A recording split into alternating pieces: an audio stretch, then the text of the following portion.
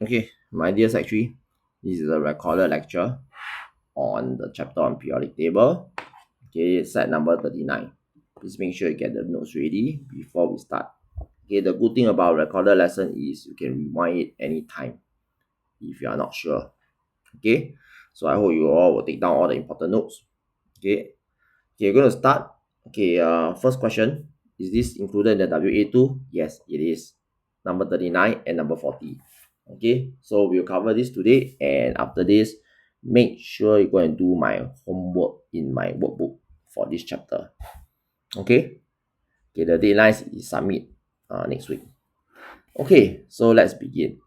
What is a noble gas? Okay, noble gas is an element, a group of elements that's found in group 18 of your periodic table. Okay, so by now I trust you know where is group 18. Okay, so group 18 is the last column in your periodic table. We call them noble gas. Okay, in older textbook, they call them the rare gases, but it's okay. We just call them noble gas. Okay, I don't know why Zoom is so big. Let me unzoom. Okay, next. Noble gas, group 18, they are the least reactive elements in the periodic table, or simply most of the time they are unreactive. Okay, so now let's move on to the physical and chemical properties. Actually, there's no chemical properties. If you were to ask me, their only chemical properties is they cannot react, no chemical reaction, unreactive. Okay, but never mind, let's continue with both of them together as properties. So what are the properties that we're looking at for noble gases? First, it's colorless. Okay, your helium, neon, argon, all these gases are colorless. Number one. Number two, they are monoatomic. Monoatomic means they exist as one atom alone, single atom. Okay, so we call it monoatomic. Okay, the reason why are they alone? Why don't they form a pair, diatomic or triatomic or bond with other things? Is because they are unreactive. Why are they unreactive? They are unreactive because they are already stable. What do I mean by stable? They are stable because their outer shell is completely filled. I repeat, the reason is their valence shell is completely filled. Okay, don't tell me they are unreactive because they are noble gas. If you write something like this, my question is, what is noble gas? Why noble gas so special? Okay, so they are unreactive is because they have a completely filled valence shell. In other words, they have a stable electronic configuration. Okay, it's better that you tell me their valence shell is completely filled and hence they have a stable electronic configuration. Hence, they don't react. They are unreactive. Okay, what do I mean by stable electronic configuration? The outer shell is completely filled. Okay, when the outer shell is completely filled, it means to say my helium, which only have one shell, is two valence electron. I call it a duplet because got two valence electron in the shell. But whereas other noble gases, they have 8 valence electron, so they are called octet structure. Okay, so their valence electron, the outer electrons is all filled, completely filled. Okay, next, why are they? Okay, they have low melting and boiling point, but why? Why low? Okay, when every time you need to explain about melting and boiling point, please talk about the structure. Okay, they have a simple molecular structure. Okay, this one a bit tricky.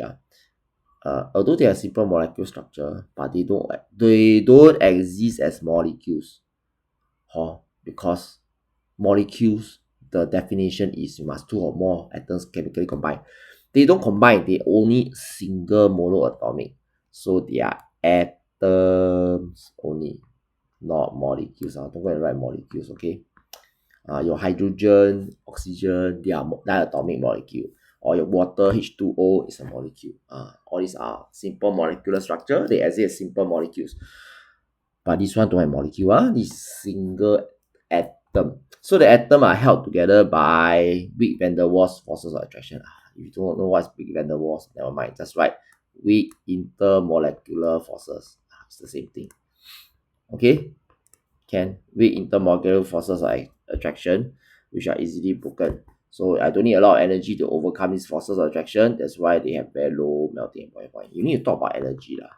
Don't know why I never put the word energy. You only need a little bit of energy or small amount of energy to overcome this force of attraction. That's why the melting point and boiling point very low. Okay, next, let's look at the users. Okay, the users, there are so many. I only need you to know the first three. Okay, the last two is bonus if you know. The first three is helium, neon, and argon. You need to know the users. Where is it used for? Balloon, lights, light bulb, must know. If you also want to find out the reason is provided for you. You can slowly read. Okay, but you must go and memorize the users. Users. Let me circle. I memorize. Okay, later for exam. Later you see one question they will ask already. Okay, next. So fast come to the question already. Okay, so let's look at the exam question. Okay, first question, last year exam. How are group 17 different from group 18? Group 17. Group 17 is my halogen. Then my group 18 is my noble gas. Okay, so how are they different? There are many differences.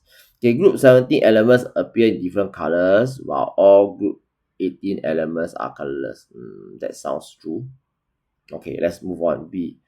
All group 17 elements exist as solid. No, my bromine is a liquid. But all group 18 elements exist as gases. Yeah, that's correct. All group 17 elements have 7 valence electrons, but all group 18 elements have 8. This one don't have. My helium only got 2. So helium only got 2 only. So wrong. All group 17 elements react explosively while all group 18 elements are generally unreactive. No, they don't. It's not all will explode. No. Not all group 17 will explode. Don't have.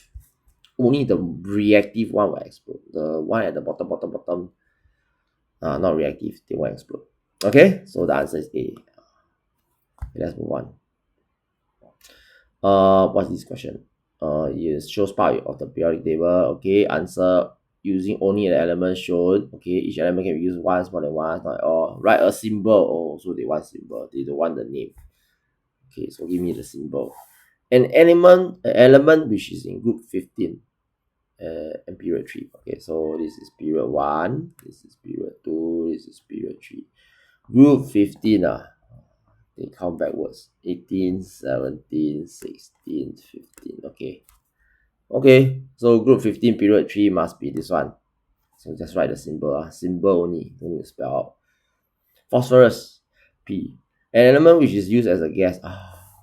Gas in a balloon. This one we must know the use. The balloon is helium. Okay, you can check the notes. Element which exists as a diatomic covalent colored. So if it's diatomic and got color, must be group 17. So you can give me anything in group 17. Fluorine, chromine, bromine, and so on and so forth. An element which forms an ion with a charge of 3 minus. This one must be group 15. You should know why. Okay. You studied very well already. You draw so many times already, group 15. All will lose 3 electrons, become 3 minus. Sorry, not lose. All will gain 3 electrons to become 3 minus. Okay, they gain 3 electrons. So group 15, so many things in group 15. You just give me any nitrogen, phosphorus, and AS. I don't know what's AS. Is it arsenic? Probably. Okay, an element which has an octet configuration. Octet configuration means 8 in the shell. So anything can be neon, except helium, neon, argon, krypton, and xenon. That's all. Okay, any one of it. Okay, very good. That's done. That's very fast. That's only like less than 10 minutes. Okay, let's move on to the next one, number 40. Okay, number 40, transition elements. Okay, first of all, transition elements, they are all metals. All are metals. So I sometimes call them transition metals. It's the same thing. Okay, so my transition metals, where can you find them? They are found between group 3 and group 11. If you have periodic table, you can find between 3 and 11. They occur in period 4, 5, 6. There are some exceptions. The exception is scandium and zinc. Although they are found in between 3 and 11, but these two, scandium and zinc, they are not transition elements.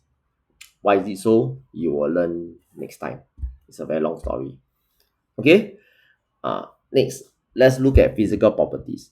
Physical properties of finally I spot a mistake. Help me change this one. This one change to transition elements. I also don't know why I put no word. Yes. Okay, never mind. So transition elements, there are various physical properties. Number one, they are shiny and silvery. That's of course because they are metals in the first place. All metals are shiny and silvery. They are good electrical and thermal conductor. Yes, of course, because all metals are good conductor of electricity and good conductor of heat. So standard. But the question is why? Okay, why? Why are they good conductors of electricity and why are they good conductors of heat? Okay, this one you learn already. This one is like on the chapter of metallic bonding. Same story. Okay, so the bonding in transition elements is they are metals is the same as the bonding in any other metal, metallic bonding. So it's about the valence electrons, and the valence electrons can move. They are mobile. So when they are mobile, they can carry the charges, and there you go. You can carry the electricity, the current. Okay, so they are good conductor of electricity. And why is it good conductor of heat? Because they can move again, so they can transfer the energy in the form of heat from one point to another. Okay, because they are mobile. The most important thing is the word mobile. They are mobile. They can move. They can pass the heat from one point A to point B. Okay, next. So it's everything you learned already. The metallic bonding. Hard and strong. Hard and strong. Why is metal hard and strong? Okay, all metals are hard and strong except for group 1. So transition elements also hard and strong. The reason is because of the bonding. Okay, why? Because you need a lot of energy to overcome the strong metallic bond. If you want to be even better your answer, you're going to tell me what's metallic bond. Metallic bond is a strong electrostatic attraction between the positive K ion and the electrons, valence electrons, the sea of valence electrons around the positive ions. Okay. Next one, high density. Why is it high density? Because they are packed very close together, tightly packed close together. Okay, so there are a lot of atoms compressed inside a small volume, so the density is very high. Density is mass over volume. You compress so much mass inside a small volume, so definitely density very high. Okay, next one, high density and boiling point. High melting and boiling point. Okay, this one is the same as metallic bonding. All the metals. Why do they have high melting and boiling point? Every time you talk about this, you must talk about the structure first. Okay, they exist as a giant metallic structure, and you need a lot of energy. The word energy must come out to overcome all the strong metallic bond. Or you want to be better still, tell me what's a metallic bond. Okay, overcome. You need a lot of energy to overcome the strong electrostatic attraction between the positive K ion and the C of electrons. Okay, let's move on. Okay, all these are the transition elements, the common ones. There's more than this, okay? But these are the common ones. Some things that you can see is the melting and the boiling point is very high, few thousand degrees Celsius. The density also very high. Okay, let's move on. Chemical properties. This one must put a star. Okay, so what's so unique about transition element? Okay, first thing is this thing called oxidation state and valency. I hope you still know what's valency. Valency is not valence electron. No, they are not the same thing. I got shared before. Valency is the number of electrons involved in bonding. Okay, I go and read. I forgot which chapter already. Okay, I think it's under the chapter of formula. Okay, oxidation state. What's oxidation state? I cannot explain now because it's one whole chapter in Sec 4. But I will simplify for you in layman terms. Oxidation state, layman terms, is not the correct definition, but in very layman terms, is similar to your charge. That's all I can say. But it's totally a different thing. But for now, you can take it as similar to your charge. Okay, what do I mean by this? Let me show you. So this is Fe2 plus. The charge is 2 plus. The oxidation state is plus 2. So just swap 2 plus plus 2. 3 plus plus 3. Okay, this is Fe3 plus. Then oxidation state, the plus come to the front. So it's plus 3. Okay. How do I know it's Fe2 plus, Fe3 plus, you check the formula, you know lah. I trust you know the formula. Is -1, -1, -1. Sorry, cannot write 1 minus 1 minus 1. This is Cl minus. So 1 minus 1 minus 1 minus. This one will be 3 plus. They must be equal. Okay, SO4 is 2 minus. So this is 2 plus. Okay, can. So you check the formula, you know whether is it iron 2 or iron 3. So it's iron 2 sulfate. The other one is iron 3 chloride. Okay, so as you can see, iron can have various charges. More than one different charges. This is copper 1, Cu plus, oxidation is +1. This is copper 2, Cu2 plus, oxidation state +2. Oh, you can double check the formula lah. Okay. Next one is chromium. Oh, chromium is my favorite. Cr2 plus, Cr3 plus, and Cr6 plus. I know it sounds weird, 6 plus, but yes, it's true. Chromium 6 plus. How to get 6 plus? Okay, I'll show you. Oh, this is potassium dichromate 6. You will see this word later again. Oh, potassium dichromate. Potassium chromate. Okay, so where is it? Why I jump page? Okay, so how to get 6 plus? Let's take a look. Okay, so you see, potassium is 1 plus. I got 2 potassium, so I write 2 times. This is chromium 6 plus. So total is 8 plus. Then in my chemical formula, you know, the plus and the minus must be the same. So it must be 8 minus. So to confirm whether is it 8 minus, let's check. Every oxygen is 2 minus, 2 minus, 2 minus, 2 minus. They say got 4. So correct, it's 8 minus. So this formula is correct. Okay, let's move on. Mn, manganese. Oh, this is even more power. Okay, Mn2 plus, manganese 2, manganese 4, Mn4 plus, and manganese 7. 7. So far, 7 is the biggest I ever see. I don't think I see 8. Yeah, 7 plus is the biggest I have seen, to my knowledge. Okay, so how to confirm whether this is 7 plus, or rather how you work out is confirm 7. Potassium is +1. Sorry, 1 plus. Then it's 7 plus. So total 8 plus. So to confirm whether it's 8 plus, yes, there's 4 oxygen. So 2 minus, 2 minus, 2 minus, 2 minus, total 8 minus. So this formula is correct. It's called potassium manganate 7. Can. Mn7 plus. So as you can see, unlike other metals, they only have one charge, okay, or one oxidation state. But for transition elements, they have multiple oxidation states or multiple charges. But the question is why? How come? The reason why is here, because transition elements, they lose electrons definitely to become positive charge, but they lose electrons, they can lose from any shell. Don't need to lose from valence shell, they can lose from any shells. Why is this so? You'll learn next time in JC. Okay, can. So I will not talk about it, but I just know the reason they can lose electrons from more than one shell. Okay, next, catalytic property. This one I must put 2 star. Super important. Okay, what is a catalyst? So a catalyst is like enzyme. I hope you know what is an enzyme. Okay, enzymes are biomolecules that speed up the digestion. Okay, example is lipase. Lipase digest or break down fats.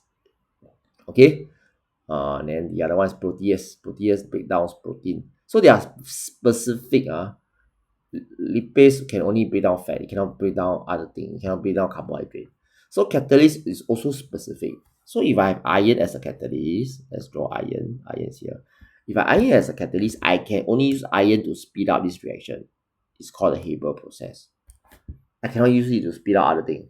It can only be used to speed up Haber process. What is Haber process? For those who are super interested, you can look at your textbook. There's one entire chapter called ammonia. You will learn next year. Okay, so we will not talk about it now. It is there. You flip the entire the content page will say ammonia. Okay, so iron is used as a catalyst. A catalyst is something like an enzyme, speed up the chemical reaction. Okay, this one don't speed up digestion, it don't speed up chemical reaction. So to speed up this chemical reaction, there is the manufacturing of ammonia. So why I put 2 star means you need to memorize this one, you need to memorize this one, you need to memorize, and the fourth one. Those I put a tick, you must know. Those that I never put a tick, it's good to know. Right? Good to know, it's a bonus. Those I put a tick, you must know because it is in the syllabus. Okay, just that you don't see it now, you see in Sec 4. So as I say, chemistry is all the pieces are all connected here and there one. You memorize now, then Sec 4 your life will be very easy. Okay, it's every piece connected here and there. Okay, next, let's move on. What is this? Colors. Okay, so I show you before picture, right? So transition elements come in various colors, got yellow, green, blue, purple, what. Okay, so all these are colored due to the transition element. I have the aqueous and the solid. How come? Because different. Okay, when you dissolve in water, the color will change. I know it sounds ridiculous, but it's true. Okay, you don't believe you. I don't know whether your new textbooks still have this, but you can go and Google copper 2 sulfate is blue. Okay, it is blue, correct, because my notes say so. Okay, this is copper 2 sulfate, it is blue. But blue solution, let's put it this way, more specific. Okay, it's aqueous. CuSO4 bracket aqueous. So it's dissolved in water lah. It will give you a blue color solution, blue color liquid if you want to call it. But however, if you go and dry it, you go and heat until evaporation to dryness, totally dry. I call that the anhydrous copper 2 sulfate. Yeah, anhydrous copper 2 sulfate. I think the picture is inside your textbook under the chapter salt. Hopefully it's there lah. Anhydrous copper 2 sulfate is white, solid, not solution. No more water already. It's called anhydrous. I remove all the water. Anhydrous means dry lah, dry, completely dry, no water one. Hydrate means got water. Anhydrous means no water. So is the in other words the state symbol, will affect the color. Okay, so I separated the two, aqueous and solid. Okay, so as you can see, the idea over here is they can give you different color. So let's look at the first one, iron. So I have iron 2 sulfate, iron 3 chloride, Fe2 plus and Fe3 plus. The color is green and yellow. Do you need to know the color? Yes, you need to memorize. You will need to know for practical, very important. Okay, then copper 2 sulfate is blue, I already say. Potassium dichromate 6 is orange. What is this? So what is potassium dichromate? Potassium dichromate is, the word di means got two. Two what? Two chromate. No, 2 chromium. Okay, each chromium is 6 plus. That's why it's dichromate 6. The chromate is 6 plus. To confirm, let's just check the formula. Okay, check. There are 2 potassium, so plus 1 become, sorry, cannot write plus 1 plus 1. 1 plus 1 plus become 2 plus. Then the chromium is 6 plus. So total is 8 plus. Okay. Sorry, I'm wrong already. 1 plus 1 plus is 2 plus. Each chromium is 6 plus. So, so got 2 chromium means 12 plus. Each 6 plus, but there's 2 chromium, so total is 12 plus. So total 14 plus. Yes, 14 plus. So you can check out, my oxygen got 7. It will give me 14 minus. Okay, so this one is correct formula. The formula is correct. Okay, next one is potassium manganese 7. This is the 7 plus lah. The Mn7 plus. Manganese 7 plus. You can I just easy to check. 1 plus, 7 plus, total is 8 plus. Then I got 4 oxygen, so confirm 8 minus lah. Okay? Okay, then let's move to solid. So iron 2, iron 3 hydroxide, they have different colors. Fe2 plus, Fe3 plus. And my copper 2 oxide is black. Manganese 6 oxide is also black. Sorry, manganese 4 oxide is also black. Okay, you can work out the formula. This is Mn4 plus. Yes, because oxygen is 2 minus, 2 minus, 4 minus. Okay, so that's the end and we took about 25 minutes. Perfect. Can? Okay, no other, your other questions, you just PM me, okay? Okay, no other questions, we end the periodic table here. Remember to do the homework. Okay? Okay, good luck everyone. That's all.